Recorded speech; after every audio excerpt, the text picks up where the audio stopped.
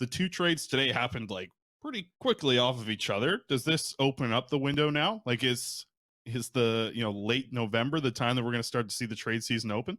Well, I think the trades teams today want to get their players settled in. And I mean, these trades, yeah, like this was a demand of a trade, and this was a team that was just big time in need of a right shot defenseman. Yeah.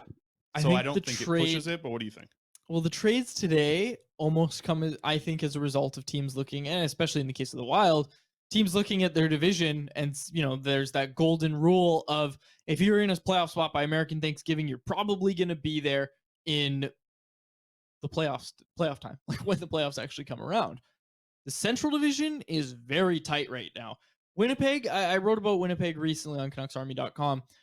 I wrote about how a lot of their best players right now have pretty unsustainable shooting percentage. Like Sam Gagner, when I checked, had like a 13.6% shooting percentage, and he's playing on the first line. Like Sam Gagner is on the first line. They just lost Ehlers long term. They're hopeful he's going to play again this year. I think that's what Bonus said. So there's a team in the Jets who are doing well to start the year. But again, I think it's a little unsustainable. But what do they want to do, right? I think you're going to see the Jets maybe be active sooner rather than later, maybe not waiting till the trade deadline. Maybe they're looking at it and saying, okay, well, Sam Gagner probably isn't going to be our fixture on the first line for until Ehlers gets back. Like that's probably not a recipe to get to the playoffs. So we need to have a backup plan. And I wonder with a team like Winnipeg, another team in the Central like the Wild who, go out in the Wild are looking at identity and they're looking at size. They want to be tough, all that sort of stuff. And that's why they go out and get Ryan Reeves. They want to get their identity back, I believe was the term that was used to justify that trade. The Jets want to make the playoffs.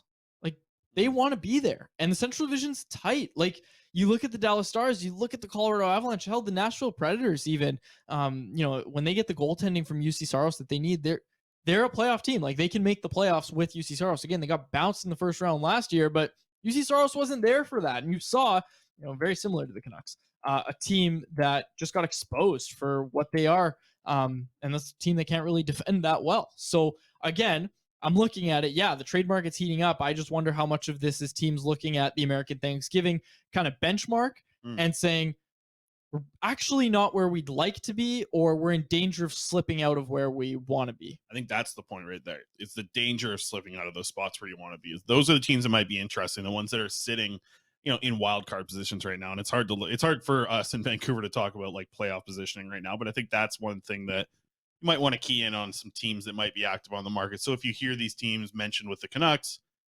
I'd be looking at teams that are, wild card, have lost a few games over the last little bit, need to kind of set the way that they want to play for the rest of the season up at this point. I don't think this wide open, cracks the window open and just like lets all the air out for the trade market to kind of open up. But I think you're, seeing a couple happen today kind of got me a little bit excited for what the Canucks might be able to do here. And